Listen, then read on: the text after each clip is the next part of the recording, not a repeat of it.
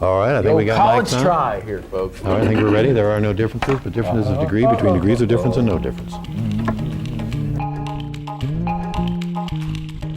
1, 2, 3.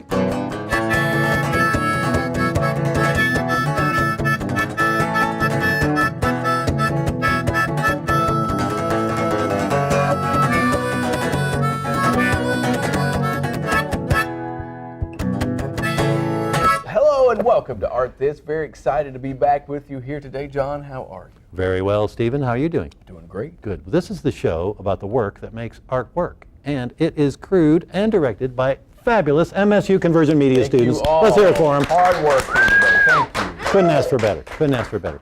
Who you got on tap today, Very Stephen? excited. Very excited. Great show today. We have comic artist and illustrator Trey Davis with us today. Very good. Well, let's get busy. Let's do it.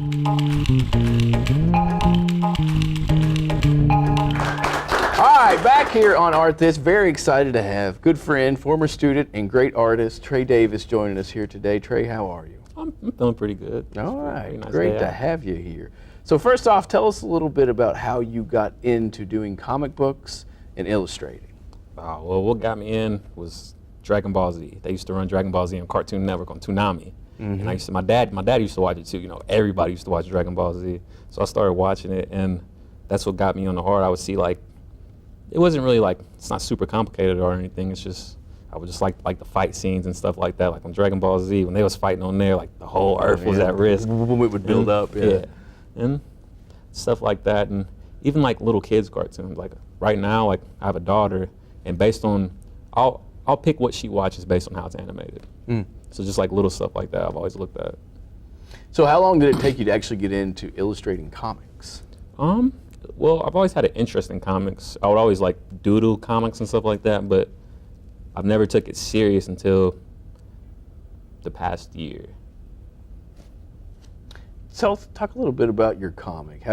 So you have your own comic. Talk a little bit about what that is and how you actually came into creating this comic. Okay, well my comic's name is Nibiru, and it's about, it's gonna be real hard to explain, but there's a planet that's, we don't know if it really exists, but it's been said by NASA, so it isn't really like a conspiracy theory, but it's supposed to be like the 9th planet now. And it's supposed to orbit Earth every 3,600 years. And when it orbits Earth, it's supposed to be like a cataclysmic, like events and stuff like that. And that's where I got the idea from. Okay. And I noticed you have a lot of brain creatures in here and very cool colors. Anything inspire you in particular that kind of has your certain colors, certain looks? How did you come up with this sort of look for the whole comic here? Well, a lot of it came from older comics. I like older comics a lot more than like newer comics. The colors, they're just a lot more simple and easy to read. Like comics now are just, I don't know, like they all look the same. They're all digital and stuff like that. But back in like Jack Kirby's era, they used to be like real nice and bright and just, pleasant to look at. So that's why I like using the bright colors. And the brain bots came from, well, that just kind of came to you, yeah, just kind of came to me one night. sketching idea. Now this is for sale here locally, right? Your first issue. Talk a little bit about that. Well, I have some copies down at the Fuzzy Duck. I don't have any of the sketch covers. I have the actual covers on, but I don't have any of those because those are already all gone right now. So basically, I sell most of them on my own, but I have some at the Fuzzy Duck and I have some at the Cox Building now in Maysville. Well, I'm going to because I'm in the Artist Guild up there now. So. And soon to be issue 2, right?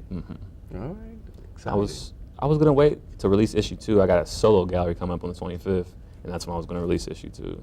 All right, that's interesting. Hey, would you stick around with us and show us how you color those? Oh yeah, I'd love to. Okay. We'll be right back.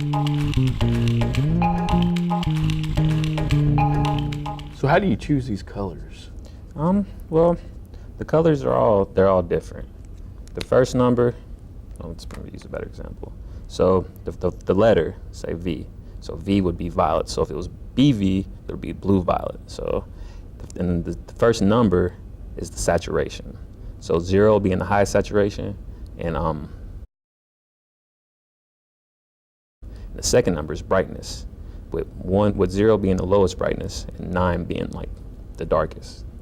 So it just depends on whatever I need. I like to start. A lot of people recommend starting like light and going to dark, but I just like to go straight from. I like to go dark to light. So I'm gonna start with my darkest colors first. So how long did it take you to do a comic from start to finish, your first comic? It took me about the equivalent time of about a whole semester. But if I didn't have class and stuff, I could probably get it done probably in like 2 or 3 weeks. So a lot of people do digital comics now. You're still old school here. Yeah, I feel like in the long run, it's gonna give me like a more unique look, being all handmade and stuff like that. Yeah, one of the things, like you said about the older comics, the vivid colors. That's kind of what I miss about when you see modern day comics. I mean, yeah, they're beautiful too, but there's really no style to them because most people's stuff it's all digital. Right. It looks too clean. Yeah. And art isn't supposed to be clean. It's supposed to have human error in it. That's what makes it art. Because if it didn't, then that means robots could probably do it too. And we don't want that. That's right. So is the biggest compliment for you someone buying one of these, or just talking to you about how much they like it? It's someone reading it. Okay. Because a lot of people buy them, like a lot of people that support me, they buy it to support me. But really, the biggest thing you can do to support me is give me good feedback, because that's what I need to be successful. Right.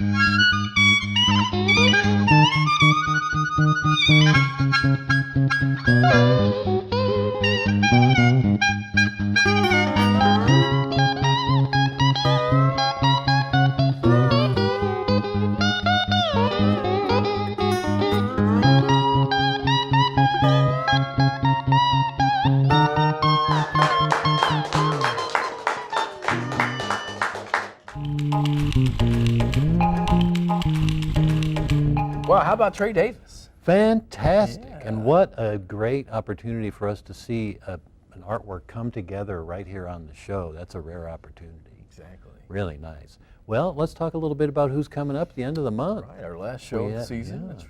Who's coming on, John? Art professor Helen Otterson's coming in. She, I'm not going to tell you what she does, because I'm not really sure how to describe it. It's just, I know it's beautiful, and we're looking forward to seeing her.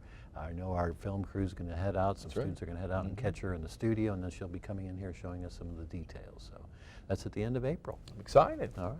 Should we rock out of here? Let's just do it. Ready? All right.